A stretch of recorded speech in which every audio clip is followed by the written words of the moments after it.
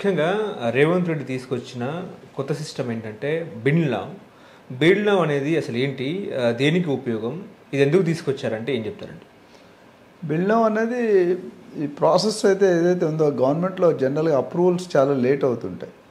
So దానికి ఏంటంటే next gen unified building and layout approval system అనేది కొత్తగా లాంచ్ చేస్తున్నా. పొద్దున అప్లై చేసుకుంటే మధ్యాహ్నం అప్రూవల్స్ ఇచ్చారు. ఇది ఎవరికంటే కన్స్ట్రక్షన్ చేసుకునే వాళ్ళు ఇండివిజువల్స్ కానీ హోమ్ ఓనర్స్ కానీ బిల్డర్స్ కానీ పర్మిషన్స్ పెట్టుకుంటారు. G+2 G+4 G+ అని ఆ పర్మిషన్స్ అన్నీ రావడానికి నెలలు సంవత్సరాలు కూడా పడుతున్నాయి. ఇప్పుడు ఒక బిల్డర్తో వస్తున్నాను, 2 సంవత్సరాలు అయింది, ఇంకా పర్మిషన్ ఇది కావాలి ఇది కావాలి ఇది కావాలని ప్రతి నెల ఏదో ఒకటి చెప్తున్నానంట. సో దాన్ని వేగవంతం. ఇప్పుడు డబ్బులు ఎక్కడున్నాయి మనకి మార్కెట్లో? Real estate. ఇప్పుడు ప్రస్తుతం ఎక్కడ సాఫ్ట్వేర్ చూసుకున్నా, ఫార్మా చూసుకున్నా, మెడికల్ చూసుకున్నా, అగ్రికల్చర్ చూసుకున్నా మన అన్నింటి మించిపోయి రియల్ ఎస్టేట్ నెంబర్ 1లో ఉంది. కానీ అక్కడే ప్రాజెక్ట్ బిల్డర్స్ డబ్బులు లోన్ తెచ్చుకుంటారు, అప్పు తెచ్చుకుంటారు, హ్యాండ్ లోన్ తెచ్చుకుంటారు, బ్యాంక్ లోన్ తీసుకుంటారు. వడ్డీ అయితే కౌంట్ అవుతుంది. ఇప్పుడు 2 సంవత్సరాలు లాగా ఉన్నాడు, 100 కోట్లు తీసుకున్నాను అనుకోండి, 100 కోట్లకి ఎంత ఇంట్రెస్ట్ కోట్లలో అవుతుంది. మరి ఇంట్రెస్ట్ ఎవరు కట్టాలి? సో దానికి చాలా రోజులు కూడా క్రెడిట్ మీటింగ్లో కూడా లాస్ట్ ఇయర్ అయినప్పుడు ఈ ప్రస్తావన వచ్చింది, దానికి మాడిఫై చేస్తూ ఉన్నారు. ఇప్పుడు లేటెస్ట్గా నిన్న లాంచ్ చేసింది ఏంటంటే బిల్డ్ నౌ అనేది మనకి పర్మిషన్లు క్విక్గా జరగాలి, ఎక్కువ ఫాస్ట్ క్రాష్ కోర్స్లో ఉంటుందో జరగాలి.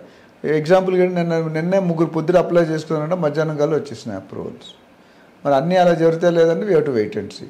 దాంతోపాటు ఇంకో ప్రస్తావన కూడా చేశారు ఇంకో అంశం మీద. ఏంటంటే ఇసుక ఏదైతే మైనింగ్లో తీస్తున్నారో కన్జంప్షన్ నుంచి మన 4 మెట్రిక్ టన్నులు ఉంది, కానీ బిల్లింగ్ మాత్రం 1,25,000 మెట్రిక్ టన్నులకే అవుతుంది. అంటే మిగతా అమౌంట్ మిగతా ఇసుక ఎక్కడికి వెళ్తుంది అంటే గవర్నమెంట్కి దాని మీద రావాల్సిన డబ్బులు రావట్లేదు, రెవెన్యూ. సో దాన్ని అంటే సిస్టమైజ్ చేయమన్నారు.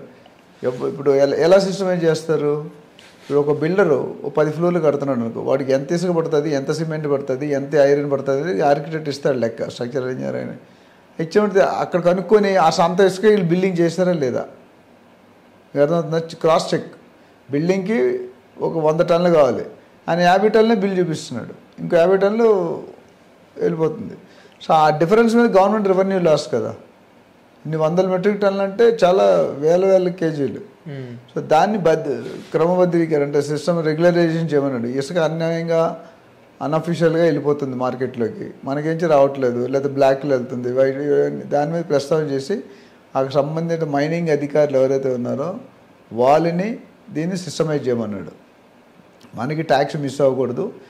మనకు మైనింగ్ నుండి 400 మెట్రిక్ టన్నులు వెళ్ళినప్పుడు మరి ట్యాక్స్ కూడా అంతకే రావాలి. ట్యాక్స్ మాత్రం 1,25,000 మెట్రిక్ టన్నుకే వస్తుంది. అంటే there is a slip between the cup and the lip. దీన్ని ఏదైతే మిస్ అవుతుందో మోర్ దెన్ 50-60% దాని మీద రెవెన్యూ రాదు కదా. సో అప్పుడు ఆయన ఏమంటాడంటే మీ మైనింగ్ వల్లే డైరెక్ట్గా సప్లై చేయండి బిల్డర్స్కి, మీరు ఆర్డర్ పెట్టుకోండి మీ హోమ్ డెలివరీ ఇస్తాం అని చెప్తున్నాడు. అది కొత్త సిస్టమ్ బిల్డ్ అనేది. సో దాన్ని మెయిన్ ఎజెండా ఏంటంటే నెక్స్ట్ జనరేషన్ అంటే రాబోయే తరాలకి యూనిఫైడ్ యూనిఫామ్గా ఒక సిస్టమ్ పెట్టి building and layout approval systems అది లాంచ్ చేస్తారు.